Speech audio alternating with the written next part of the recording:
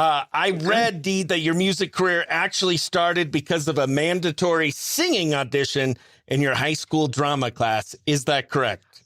That is correct. Wow, you found some juicy details there. Not a lot of people know that one. But yeah, that is true. Hello, best friends. It's me, Chris Bennett, and that's a little sneak peek from today's interview with our Country Climb Star of the Week, Dee White. Thanks so much for tuning in. On today's show, we celebrate Fun Fact Friday and International Beer Day as we try our hardest to give away some Diamondback tickets and eventually succeed. We also sit down with Dee White to hear the story behind his country climb, talk about his incredible new album, Heart Talkin', and hear the title track. And of course, it wouldn't be a complete Morning Brew without checking in with everyone's favorite redneck, Paul from Beaumont. Thanks so much for spending a part of your day with us. Let's get today's Morning Brew started. Chris Bennett and the Morning Brew. Good morning. It's the Morning Brew with Chris. Who's this? Steve-O. Steve-O from? Vernon. Heck yeah. We are all over the mountain, buddy. Steve-O, you're calling to win 4 tickets to the Diamondbacks game this weekend. Your pick Saturday or Sunday. But first, you got to play some fun fact or fake fact. You got to get 2 out of 5 correct. That's all. It is International Beer Day. And here are the questions. Fun fact or fake fact? Beer is one of the oldest beverages in the world, dating back more than 5,000 years. Fun fact. That is a fun fact. Ding, ding, ding. Are you a big beer fan? Oh, yeah. Oh, yeah. What's your go-to beer? Bush. Oh, nice. Okay. The oldest known beer recipe comes from ancient Mesopotamia. Is that a fun fact or a fake fact? Fake fact. You think that's a fake fact? That is actually a fun fact. Oh, he's got one right. He's got one wrong. The bubbles in beer come from injected oxygen. Fun fact or fake fact? Fake fact. You think that's a fake fact? Boom. Oh, there we go. He got his 2 correct, and he's on his way to the Diamondbacks game. Which one do you want? You want 4 tickets to Saturday or Sunday's game? Is it this weekend? It is this weekend against the Dodgers. Oh, man, you're going to have to let somebody else play. I thought it was maybe next weekend. Oh, dang it. All right. Well, you know what? Next caller wins these tickets. Compliments of Steve-O, 928-532-4144. Love you, buddy. Awesome. Thanks. Love it. Good morning. It's the Morning Brew with Chris. Who's this? This is Fernando. Fernando, congratulations. You just won 4 tickets to the Diamondbacks game this Saturday against the LA Dodgers since Steve-O couldn't go. But I also have 4 tickets to Sunday's game against the Dodgers, finishing off that series. Do you want to try and win those as well? Yeah. All right, we're going to do fun fact or fake fact. It is International Beer Day, so we're going to stick with that theme. Fun fact or fake fact? Beer freezes at exactly 32 degrees like water. Fun fact. That is a fake fact. Oh, no, Fernando. Okay. It freezes at a lower temperature. All right, here we go. Next question. The strongest beers in the world can exceed 60% alcohol. Fake fact. You think that's a fake fact? Oh no. Oh, Fernando, man. you only have to get 2 right out of 5. You've got 2 wrong. All right. Let's give you, hopefully this is a softball to get you on the board. Oktoberfest started in Canada. Fun fact. You think that's a fun fact? That's my softball. That's a fake fact. It began in Germany. All right, you got 3 wrong. You can't get any wrong. But you still win the tickets to Saturday, but you will not win the Sunday tickets if you get this wrong. All right, the average American drinks more coffee than beer each year. Fake fact. You think that's...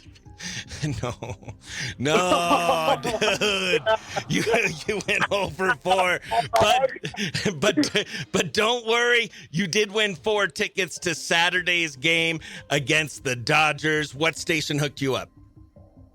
Q Country, 92.5. You know it. Arr! Good morning. It's the Morning Brew with Chris. Who's this? This is Jeremy. Jeremy from Joseph City? Yes. Heck yeah, man. We are all over the mountain. All right, Jeremy. Unfortunately, Steve-O couldn't make the game. Fernando won 4 tickets, but couldn't seal the other 4 because he went 0 for 4. I'm out of interesting beer facts on this International Beer Day, but I do have some interesting beach facts on this beach party day. You just got to get 2 out of 5 right. You ready? Yes, sir. All right. Sand can actually sing. Some beaches make a squeaking or booming sound when you walk on them. Fun fact or fake fact? I think that's factual. That is a fun fact. Dang. He's not wasting time. He's in the win column. It's caused by perfectly shaped sand grains rubbing together. All right. The average grain of beach sand takes about 10 years to form. Ooh, I'm going to say fact. That is a fake fact. It usually takes thousands or even millions of years. All right. He's 1 right, 1 wrong. Many people are injured, or more people are injured each year by falling coconuts than by shark attacks. I'm going to say that's a fun fact. That is a fun fact. That's right. But it's widely accepted that coconuts are widely and far more deadlier than sharks. Congratulations, best friend. Jeremy, you are going to the Diamondbacks game this Sunday. What station hooked you up? Q Country 92.5. You know it. Arr! Chris Bennett's Country Climb, Star of the Week. Another great artist sent our way from our friends at the Playlisted podcast. Our guest today may only be 28 years old, but he's already worked alongside some absolute legends. He's opened for Alan Jackson, toured with Alison Krauss, Ashley McBride, recorded with Grammy-winning producer Tony Brown, and his new album, Heart Talkin', is turning a lot of heads for bringing authentic country music into today's world. Please welcome Dee White! Wow, Chris, you make that sound good. More, please. More. Well, it's an honor to have you on the show.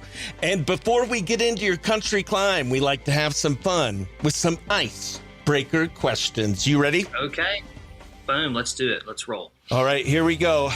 You're only 28, but everyone describes you as an old soul. Can you give me the most old soul thing about you? Oh, my goodness. I have no idea. Probably how into antiques I am, and also just how much I hang around older people. I feel like that all, attributes to why I am the way I am. But you know what? The oldest thing about me is probably this white hair. Probably this premature gray. Was that your first one? My first what? Your white hair? Like, is that at first? Yeah, it started turning gray when I was about 22, and now it's totally gray everywhere, and the sides are getting white. So if I can hold on to a few strands, maybe I'll have white hair by the time I'm about 35 or so. But we actually think that's where we get our surname from. Oh, really? Because of your white hair? Yeah. Yeah. So you mentioned you love antiques. I read that you're always hunting for antiques. Do you have a recent juicy antique find that really? I haven't. Yeah, you know what? There are a couple. I haven't been buying a ton lately. I've been slacking off. The market's soft, and also there's just not as much stuff out there as there was 15 years ago when I started this. But I found a 1943 Gibson LG2 last week, and then about 3 days ago I found a 58 J50. So my fire's always burning for junk like that. Yeah, you collect a lot of Gibson guitars. How many guitars do you think you have total? You know what? I've been cutting down on them a little bit, trying to move some along to new loving homes. But there's probably about 60 or 70 in the pile now. Woo! And last question for this segment. It'll be the hardest question I ask all day. Okay. If you had one country song to request for the rest of your life, for events, parties, a radio request, what country song are you requesting and why? You know what makes that hard is the context in which you're talking about it being requested. But to me, like, the greatest country song of all time is I Saw the Light by Hank Williams. But you know what? Should I Come Home or Should I Go Crazy is one that I always come back to by Gene Watson to put on like a playlist or something. We had some fun with some icebreaker questions, and now we're going to find out about your country climb. I read, Dee, that your music career actually started because of a mandatory singing audition in your high school drama class. Is that correct? That is correct. Wow, you found some juicy details there. Not a lot of people know that one. But yeah, that is true. That is true. The little private school I went to, there were so few people, and it was so athletic oriented that no one wanted to audition for the singing parts, including myself. So they had a mandatory audition, and yeah, I've sung every day of my life since then. Heck yeah. What was, do you remember the song you sang in your mandatory audition? I absolutely do. It's so funny. People were doing Katy Perry and Adele, and I finally got up there shyly, and this kid said, well, can you do The Ride by David Allen Coe? And that was the one I did. But like, what are the odds that he would request that song, which is one I knew by heart? Yeah. And you should play that one. Oh, yeah. Well, okay, we'll play it. Yeah. This hour brought to you by Request from Dee White. But yeah, it's a true story. Oh, dude, that's awesome. And then, so you started with the mandatory audition, and then at what point did you think, I might actually do this for a living? Well, I'll tell you the exact point. I was a student at Auburn University, and I had met a retired music executive while I was peddling antiques with my father, and he had been sort of mentoring me for a couple of years since the time I was 15 years old, and I was probably 17 or 18 by this time, and I finally wrote a song that he thought was good enough to quote-unquote take to Nashville, quite literally. And one February morning, we got in his Mercedes-Benz, and I drove it to Nashville. We went to a lunch and met one co-producer of my first album, and went straight to the studio and met the second co-producer. But there was a song called Old Muddy River, which is included on my first album that I recorded 10 years ago when I was 18 years old. And it's called Southern Gentleman's the title of the album. And whenever I got offered the production deal, that's when I thought I'd have a chance to be an artist. But I was studying public relations at Auburn University because I knew that I wanted to work in the music business. Never thought I'd have the opportunity to be an artist. You know, all you have to do to be a songwriter is write songs. So I always knew that I could do that, and I was doing that. But when I got that official offer, my family encouraged me to leave school and go to Nashville. I would have never done it if they hadn't encouraged me to do that, because I didn't want to squander my education. But my mother and father and grandparents told me, well, you can go back to school anytime these days and get a degree, which at the time I thought that was true. But now that I've rotted my brain cells out in the music business, I know that there's no way I could go back. So I hope this works. And you've shared stages with artists like Alan Jackson, Ashley McBryde, Alison Krauss. Yeah. Are there, like, when you think of one pinch me moment in your career, is there one thing that sticks out? Yeah, you know what? Collaborating with all those artists was as good as it gets. As being on stage with Marcus King is absolutely electric. But pretty much the biggest feather in my cap was playing on the Grand Ole Opry, which I've had the opportunity to do several times now. My life's goal is to someday be a member of the Grand Ole Opry. That still means so much to me, and that's my life's goal. And it is now time to hear a song from you, Dee. And we are going to be hearing Heart Talkin'. Tell us a little bit about this song. Where did it begin? Yeah, so my friend Sergio Sanchez had this idea, Heart Talkin'. This is your heart talking. And it didn't blow me away at first when he laid it on me, but we decided to buckle down and start working on it. And as the idea evolved and came to life, we realized that we were onto something cool, and we realized that it would fill the void on the album of a strong power ballad, which is what we needed. And it wound up being the title track of the project. Oh man, that's awesome. What is is there one line in the song that hits you the hardest? You know, it's so funny. One of the critics, when he was writing this thing up, he said something like, "Nice ballad with a free anatomy lesson." I was like, "Oh, thanks." But you know what? I really like the line that says, "Your lungs need to take a big deep breath and exhale everything that ain't so good for me." because it's your, the heart talking. But anyway. It's beautiful. Well, we're going to hear it all right now for the first time on Q Country 92.5. This is Dee White, Heart Talkin'.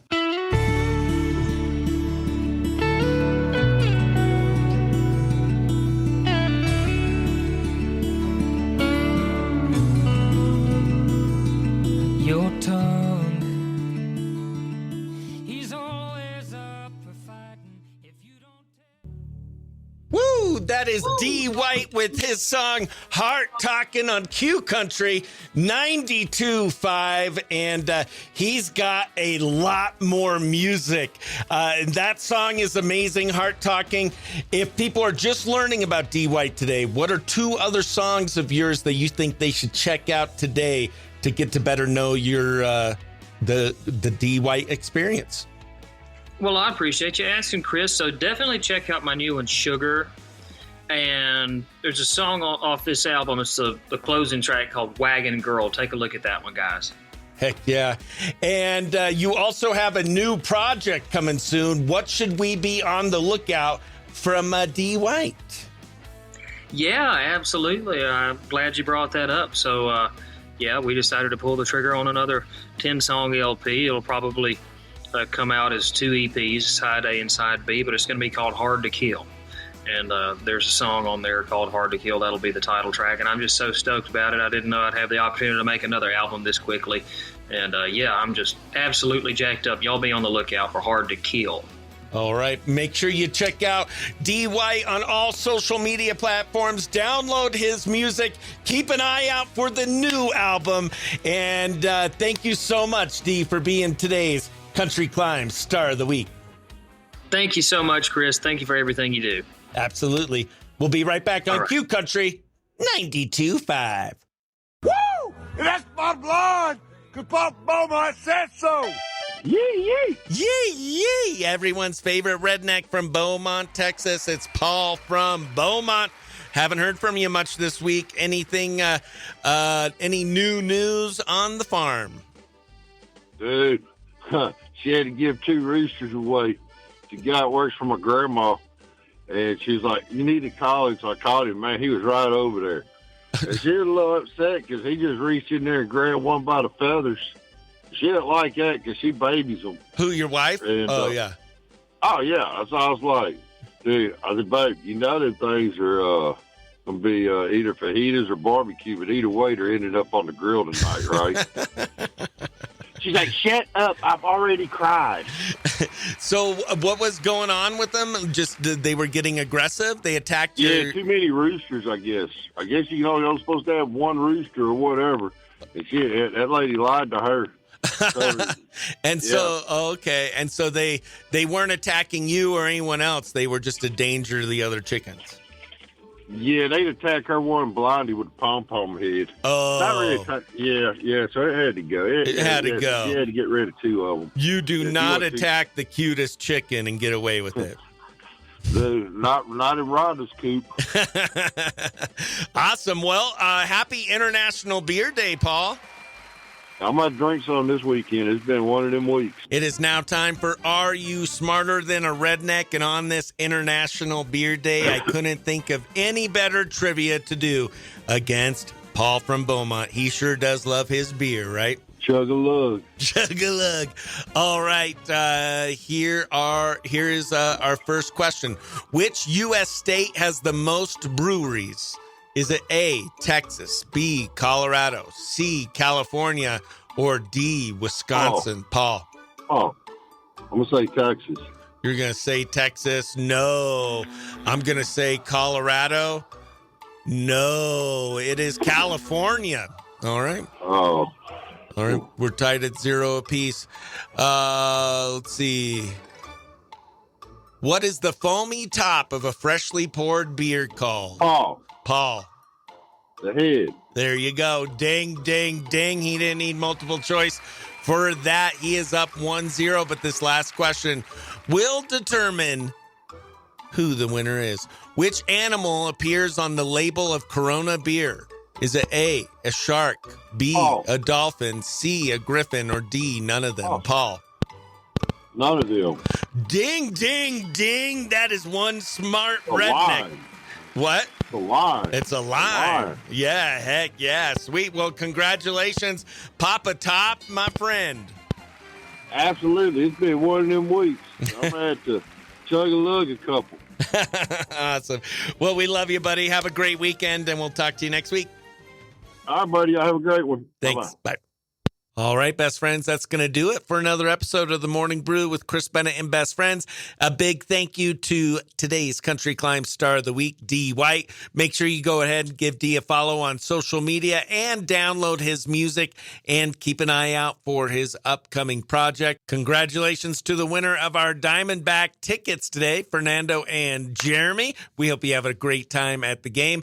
And as always fun checking in with Paul from Beaumont. If you enjoyed today's episode, please give us a follow, leave a review, and share with another friend you think might enjoy our morning show shenanigans. We'll be back at it on Monday. I hope you have a great weekend.